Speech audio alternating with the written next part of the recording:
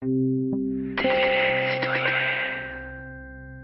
c'est Thibaut qui va nous la présenter en précisant pour les membres du comité de pilotage, du comité de suivi des anciens termes, qu'il se réunira le 13 décembre prochain. Thibaut Guigues. Bonsoir Monsieur le maire, bonsoir chers collègues. L'acte de session du 12 juillet 2018 stipule que le projet de réhabilitation du bâtiment des anciens termes nationaux doit respecter le gabarit de hauteur de la reine Hortense. C'est ce qu'on appelle la clause résolutoire de l'acte. La coupe du projet, qui est en annexe de cette délibération, montre que le bâtiment respecte le gabarit de hauteur de la reine Hortense. Il est en conséquence proposé au conseil municipal de donner un avis conforme à la hauteur du projet et d'autoriser le maire à signer l'acte notarié constatant la réalisation de la fameuse clause résolutoire.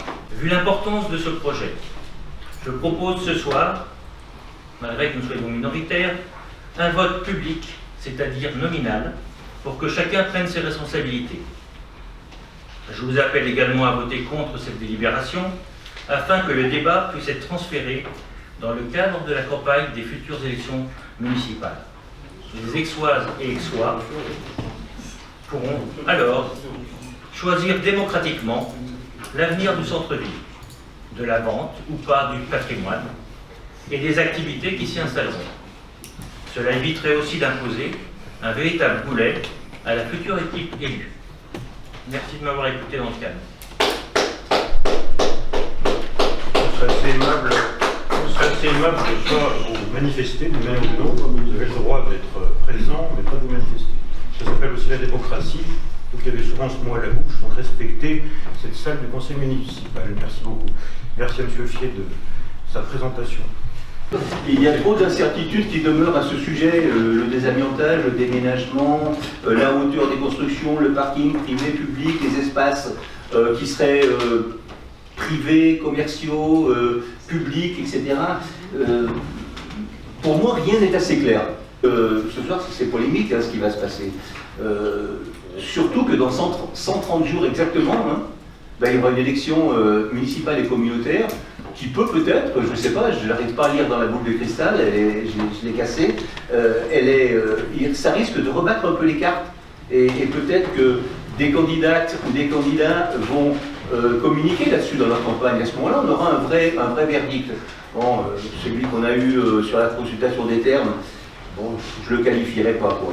Dans un sens, bon, moi je ne voterai pas cette délib parce que je trouve qu'on peut essayer de reporter cette délib dans le premier semestre 2020. On a bien attendu, on a bien attendu longtemps et on peut encore se permettre d'attendre. Merci pour votre attention. Donc il ne faut pas dire tout et le contraire de tout. C'est vrai qu'être dans l'opposition, c'est facile. C'est quand même pas tout à fait du privé, cette affaire de groupement. Et on l'a bien voulu comme ça. Avec la SAS, Bouygues se heurte, et André a tout à fait raison, à des difficultés que nous ne connaissions pas. Le montant du désamiantage, on ne le connaissait pas. La nature de la roche, pour pouvoir faire les parkings devant, on ne le connaissait pas. Et ça, vous non plus. Et ville ou pas ville, ville ou privé, vous auriez eu ces mêmes difficultés. Donc, l'aubaine, de mon point de vue, c'est effectivement, et je pense qu'il faut plutôt se mettre à genoux pour que ça dure, c'est que Bouygues ne se retire pas de ce projet.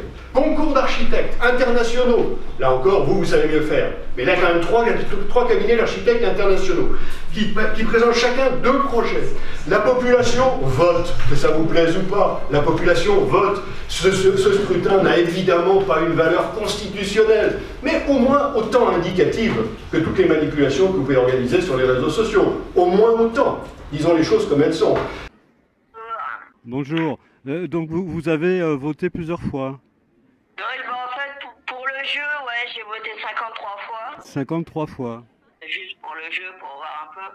Et c'était pris en compte, vous êtes sûr?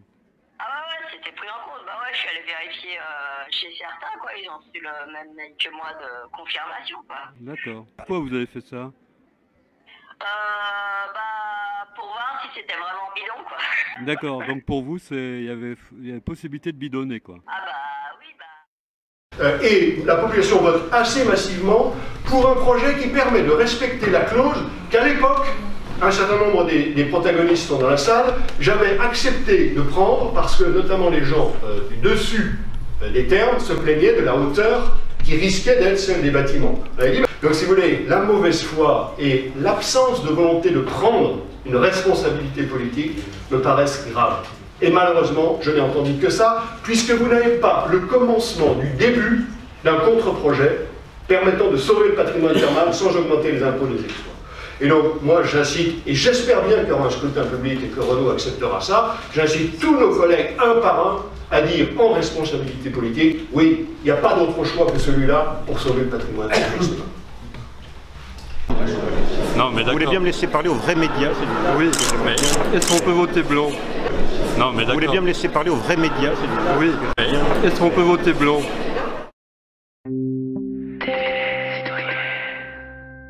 Nous ne sommes plus propriétaires des bâtiments. Vous pouvez tourner les choses dans tous les sens. Il y a eu un acte notarié précédé d'une délibération. La mairie d'Aix-les-Bains est, juridiquement parlant, possédante. C'est une nuance juridique, mais qui a son importance. Possédant comme quand on est usufruitier. Donc, cela étant, l'usufruitier doit assurer 500 000 € de charges annuelles répétitives, a déjà fait des travaux comme la préservation de la toiture Pellegrini, pour plus d'1 million, je le rappelle, avec des subventions. Donc on n'est jamais resté inactif par rapport à la préservation du patrimoine. Simplement, c'est vrai que c'est technique, nous ne sommes plus propriétaires. Vous avez quand même raison sur le fait que oui, on peut décider collectivement ce soir de ne pas voter, enfin plutôt de voter contre, et donc de casser cette vente. D'accord, faisons-le. Mais qu'est-ce qui se passe après? Je vous remercie, donc je vais mettre aux voix. Je vais demander si possible un vote nominatif. Je veux bien, mais je ne sais pas comment on fait. Il faut qu'un cadre des... C'est nouveau, on en conviendrait. C'est dans le code de collectivité. Sans doute, vous le lisez tous les soirs, sur votre table de chevet. Mais voilà. Comment on fait? Je suis en train de lire le code général des collectivités locales. Attendez, grâce à vous, on est moins bête en se couchant. Ça commence par moi, Renaud Beretti, donc... Il y a des comptes. Comment? Oui, mais vous pouvez parler en français clair. Il faut qu'un cadre de conseillers municipaux se prononce en faveur du scrutin. Oui. Bien. Vous mettez déjà au vote. Donc il faut que je mette au vote qui est pour le vote public nominatif, c'est bien ça. Alors. Bon, je vote pour la délibération. Donc ensuite, Marina Ferrari, c'est Rénal Vial qui vote pour. Georges Buisson. Je vote pour. Bien. Isabelle Moreau-Joannet. Je vote pour. Michel Frugier. Pour. Corinne Casanova, qui nous a rejoint. Pour. Merci. Marie-Pierre Montaureau-Sadou. Pour.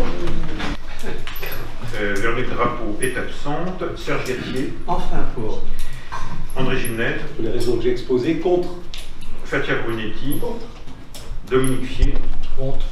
Et Brigitte Andréis. Super contre. Ça ne compte qu'une voix, Madame Andréis. Bien, je vous remercie. Donc, cette délibération, votée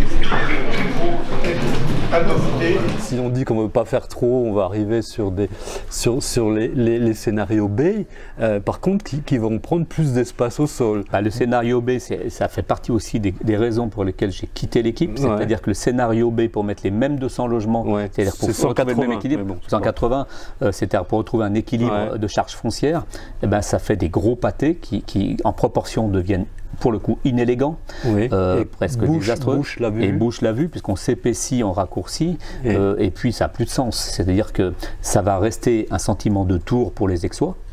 Oui, parce que ça reste des bâtiments avec des étages, et qui perdent de l'élégance, qui perdent des proportions intéressantes, et qui vont être beaucoup plus prégnants dans le paysage. Je sais que ces logements-là sont faits pour des villes comme Shanghai, Hong Kong, etc.